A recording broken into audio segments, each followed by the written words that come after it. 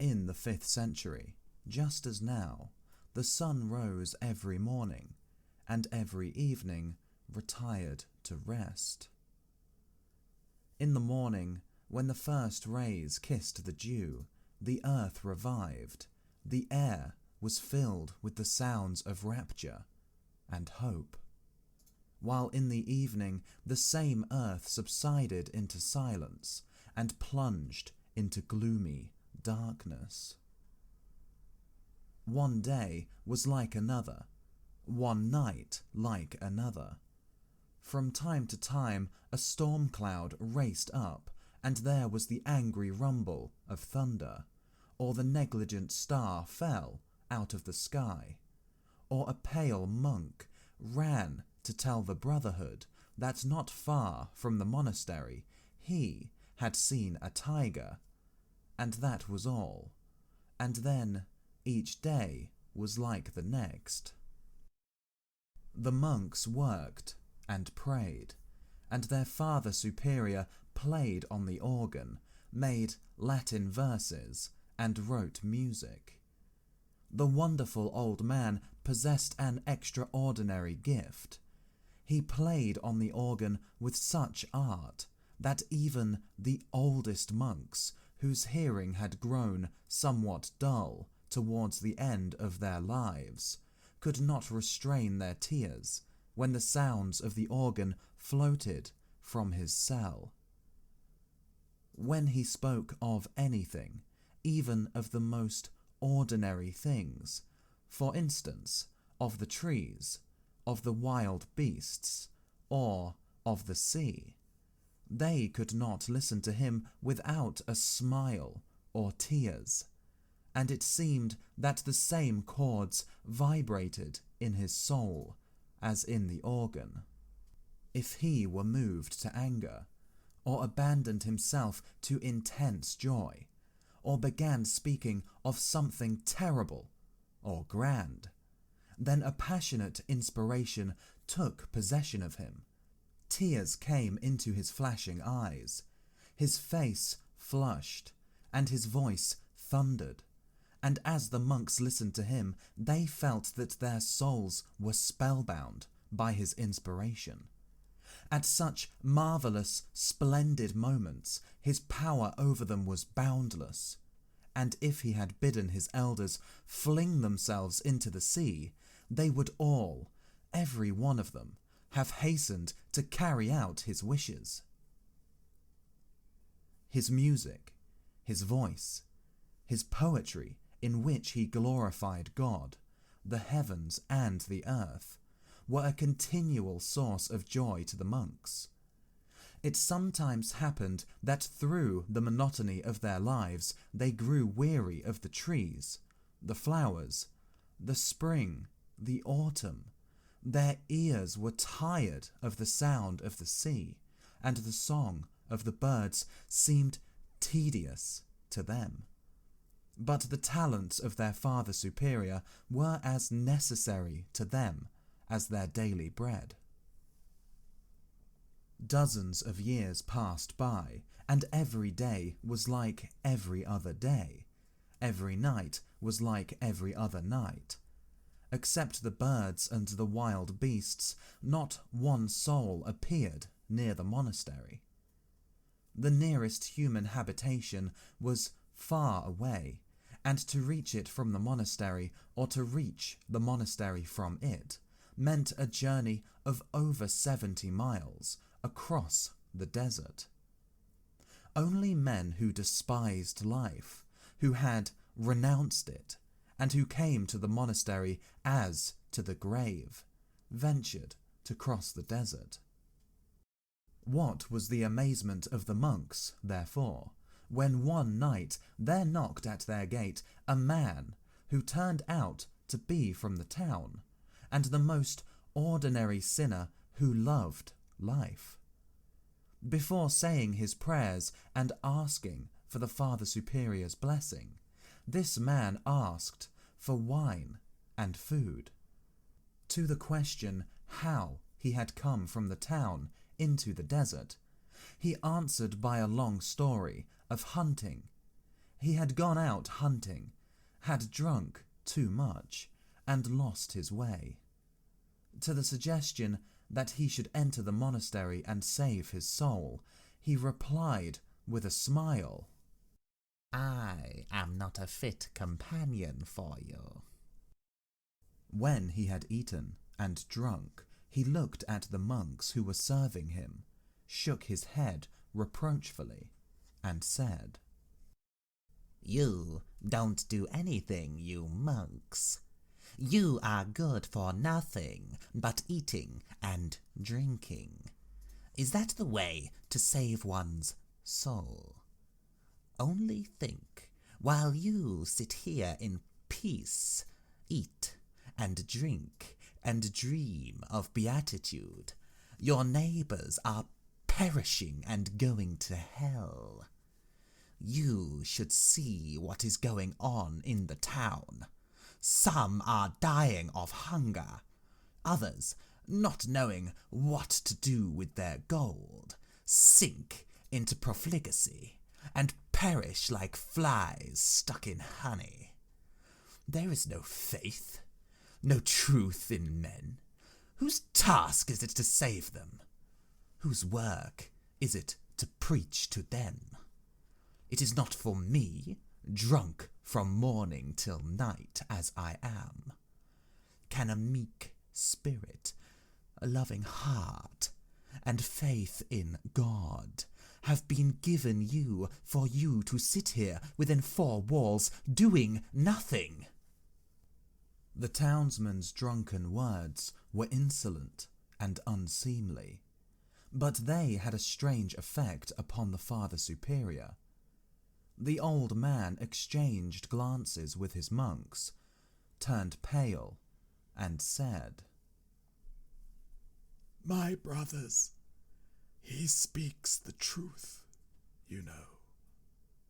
Indeed, poor people in their weakness and lack of understanding are perishing in vice and infidelity, while we do not move, as though it did not concern us.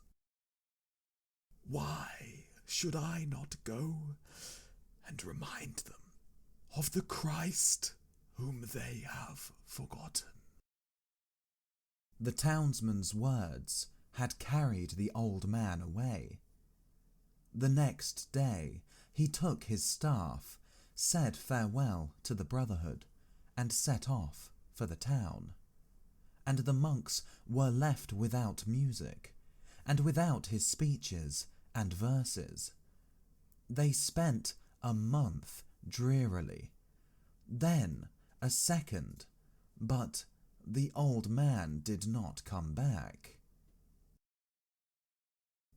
At last, after 3 months had passed, the familiar tap of his staff was heard. The monks flew to meet him and showered questions upon him, but instead of being delighted to see them, he wept bitterly and did not utter a word. The monks noticed that he looked greatly aged and had grown thinner.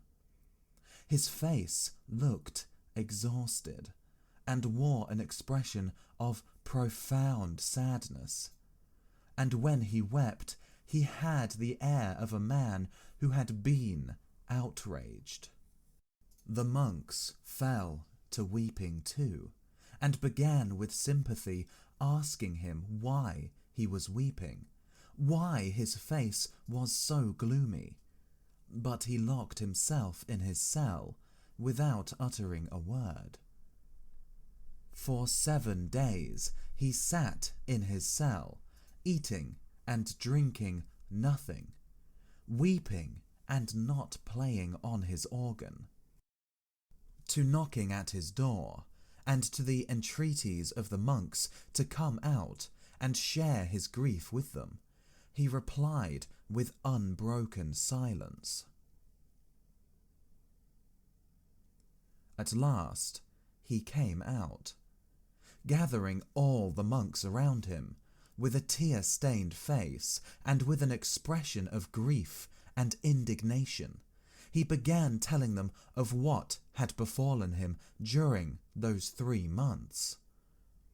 His voice was calm, and his eyes were smiling, while he described his journey from the monastery to the town.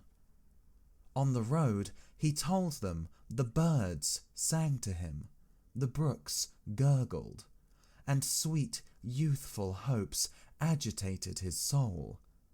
He marched on and felt like a soldier going to battle and confident of victory.